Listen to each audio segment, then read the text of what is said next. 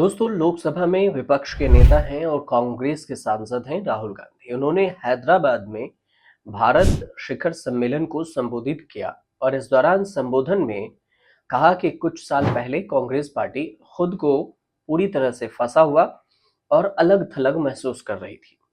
उन्होंने ये भी कहा कि नई राजनीतिक आक्रामक है और जहां विपक्ष से संवाद नहीं बल्कि उसे कुचलने का प्रयास होता है।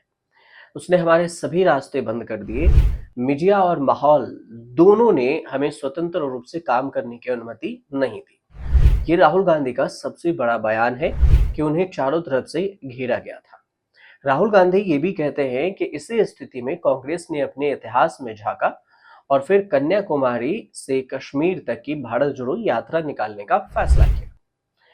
इस दौरान उन्होंने कहा कि इस यात्रा से मैंने दो बातें सीखी। सबसे पहली कि हमारे विरोधियों के पास गुस्सा, डर और नफरत का एकाधिकार है और हम उनसे इस मैदान पर कभी मुकाबला नहीं कर सकते। वे गुस्से, डर और नफरत में हमें हर बार हरा देंगे। राहुल गांधी का कहना हुआ कि अब सवाल ये कि कांग्रेस को किस जगह पर और किस भावना से काम करना चाहिए और कैसे एक मजबूत जवाबी नैरेटिव खड़ा किया जा सकता है। इससे पहले देखें तो तेलंगाना के मुख्यमंत्री रेवंत रेड्डी ने भी भारत समिट में बयान दिया और कहा कि तेलंगाना एक समृद्ध इतिहास है, अनूठी संस्कृति और परंपराओं की भूमि है।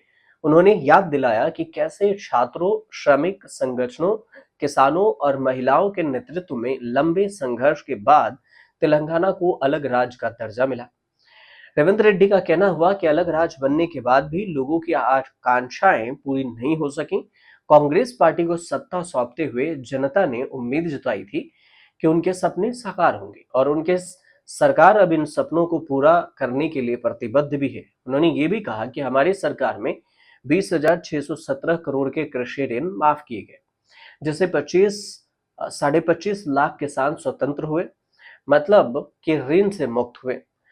किसानों को 24 घंटे मुफ्त बिजली, रैथू भरोसा योजना के तहत सालाना 12,000 रुपए प्रति एकड़ की सहायता, भूमिहीन जो किसान हैं मजदूरों को सालाना 12,000 रुपए प्रति परिवार दिए जा रहे हैं।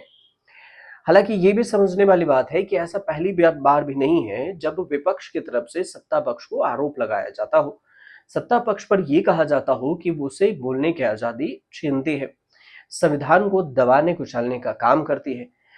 जब से भारत जोड़ो यात्रा की शुरुआत राहुल गांधी ने की, तब से ही राहुल गांधी ने दो चीजें तो जरूर सत्ता में विपक्ष के तौर पर ले आए। पहली बात ये कि सत्ता पक्ष को संविधान से घेरना होगा, जो उन्होंने लोकसभा चुनाव में किया भी कि संविधान खतरे में है और इसका फायदा विपक्ष को मिला। फायदा ये मिला कि जो वोट शेयर बीजेपी की जितनी थी सत्ता पक्ष की, एनडीए की, उसमें लोकतंत्र की बात करके वोट शेयर को गिरा सके। दूसरी बात कि जहां भी नफरत की बात होने लगती है तो विपक्ष इस बात से उसे कवर अप करता है कि नफरत के बाजार में मोहब्बत की दुकान खोलना। भारत जोड़ो यात्रा के समय ही राहुल गांधी ने इस बात पर जोर दिया था कि हम नफरत को नफरत से नहीं काट सकते, इसलिए नफरत के बाजार में मोहब्बत की दुकान खोलना होगा और तभी हम सत्ता पक्ष से लड़ सकते हैं। जब भी मौका मिला तो संविधान और नफरत मोहब्बत की बात करके वो सत्ता पक्ष से सामना करते रहे, अपनी मजबूती विपक्ष की भूमिका को दर्शाते रहे। जो तीसरी बात है वो ये कि जातिगत जो जनगणना है उसकी भी बात उन्होंने छेड़ी, जिसमें जितनी आबादी उतना हक का भी जिक्र किया। इसमें अगर देखें तो उन्होंने हर बार कहा कि जातिगत जनगणना से ही देश में ये पता चलेगा कि किसकी आबादी कितनी है और इस हिसाब से ही जिसकी जितनी आबादी होगी उतनी हिस्सेदारी देनी होगी। क्योंकि अभी ओबीसी, एससी, एसटी इन सब के जो हिस्सेदारी है वो कम सरकार देती है और सरकार इसे करवाना नहीं चाहती। ये विपक्ष का आरोप रहा। जनगणना भी जो होनी थी वो 2011 के बाद जनगणना नहीं हो सकी, 2020-21 में होना था, लेकिन कोरोना की वजह से 2020-21 में भी नहीं हुआ और अब तक इसके समय सीमा को ही टाला जाता रहा है। और अब उम्मीद की जा रही है कि 2029 के जो लोकसभा चुनाव है उससे पहले भारत में जनगणना कराई जाए कि कितनी यहाँ पर आबादी है। अब ये जनगणना कब होती है और जो भारत सरकार पर मतलब सत्ता पक्ष पर जो आरोप लगता रहा है जातीय जनगणना का, जातीय जनगणना कब कहाँ पर होती है। हालांकि कांग्रेस शासित राज्य में कोशिश जरूर की गई है कि कुछ राज्यों में जातिगत जनगणना कराई गई, उसमें तेलंगाना भी शामिल है। कर्नाटक में भी ये पहल किया गया लेकिन सफल नहीं हो सका, उसमें कुछ आरक्षण की बात हो सकी लेकिन वो मामला सुप्रीम कोर्ट में पेंडिंग हो गया। अब आगे कुछ अपडेट आएगा राहुल गांधी को लेकर और इस पूरे मुद्दे को लेकर, तो अपडेट आने पर ही हम आपको बताएंगे कुछ। फिलहाल अगर आपको जानकारी सही लग रही हो तो हमारे चैनल से जरूर जुड़िए।